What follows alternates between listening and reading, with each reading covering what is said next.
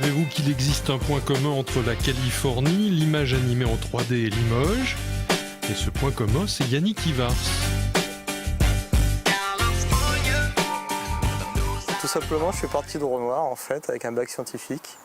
Derrière, j'ai fait un BTS informatique de gestion au lycée Beaupérat. Et à la suite de ça, donc, je suis parti de Limoges, en Haute-Savoie. Je me suis réfugié sur Annecy, sur les hauteurs.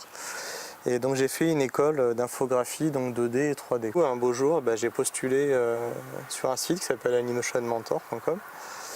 Et j'ai passé des tests. Je pensais pas être pris honnêtement, par rapport à mon niveau d'anglais, on va dire. C'était ma crainte.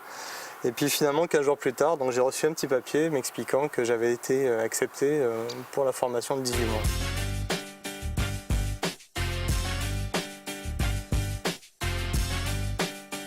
Ça dure 18 mois. Sur les 18 mois, on a 6 professeurs différents. Mais ce sont par contre de très bons professeurs.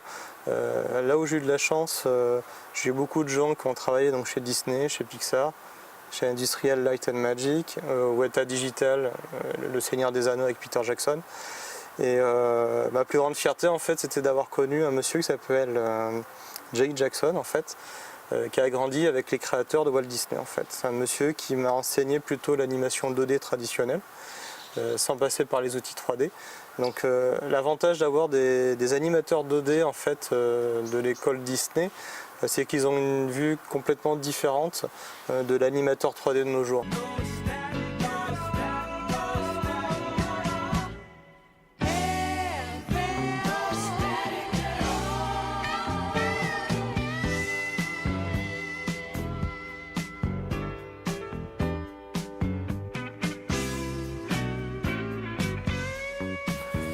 C'est une pièce que j'ai imaginée et puis à partir de mon imagination j'ai commencé à modéliser donc l'environnement 3D. Et une fois que l'environnement 3D a été modélisé, j'ai pu commencer à rajouter donc des éléments, des objets, faire de la texture, mettre de l'éclairage et faire un premier rendu pour avoir un petit peu l'aperçu de ma scène. C'est-à-dire que généralement on vous demande de prévoir un décor, un univers, avant qu'il soit construit pour avoir une idée de ce que va être un programme d'architecte par exemple? Oui, par exemple, il se peut parfois effectivement qu'on puisse avoir des plans d'architecture que l'architecte va nous fournir.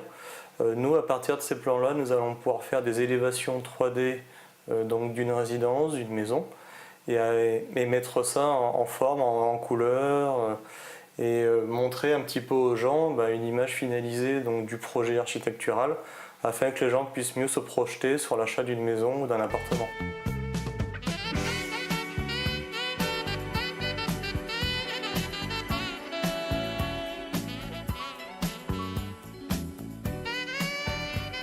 Il y a plusieurs types de clients. Il y a à l'incubateur par exemple de la ville de Limoges, il y a des jeunes startups qui se montent et qui sont en phase de création de produits.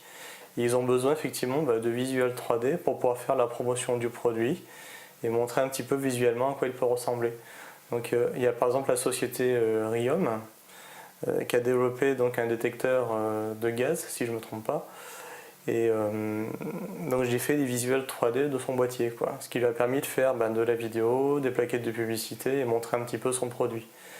J'ai eu le cas par exemple aussi avec la société Prodontis, pareil, qui est en train de développer un objet révolutionnaire. Dont on ne peut pas parler. Voilà. Et au final, donc, je leur ai fait effectivement le design du produit, un spot de publicité qui pourra présenter effectivement à des gens qui sont intéressés de voir un petit peu comment cela se traduit. Après, j'ai eu un autre monsieur carrément qui était dans la construction de bois, qui fait des abris de jardin, et il m'a demandé donc de participer avec lui sur son projet pour créer des structures en bois en 3D afin qu'il puisse voir à quoi cela peut ressembler. Finalement, quand on a un métier comme le vôtre, on peut travailler à peu près partout dans le monde. Pourquoi Limoges? Juste avant la fin de ma formation, j'ai rencontré quelqu'un sur Limoges. Donc au final, je suis resté ici au lieu de partir dans un pays anglophone. Ça reste un rêve? C'est un objectif? Ça viendra un jour? C'est toujours quelque part au fond de ma tête. C'est vrai que ça me ferait quand même envie de retenter effectivement l'aventure dans un pays anglophone. Alors pour faire ça, il faudrait que je parte un petit peu sur Paris, faire un studio et faire au moins un long métrage là actuellement, ce qui va me permettre d'avoir une passerelle pour pouvoir partir dans un pays anglophone.